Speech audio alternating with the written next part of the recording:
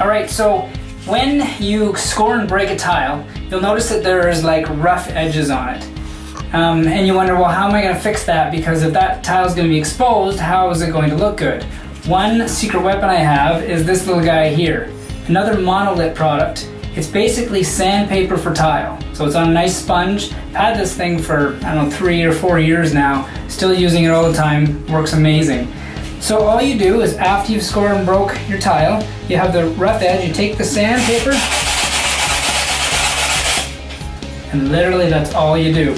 Now on ceramic tiles such as this, you'll notice a lot more ceramic comes off. On porcelain tiles, you'll work it, and it'll barely come off at all, but it's a whole lot harder of a product. So all you're doing basically is rounding off that sharp edge.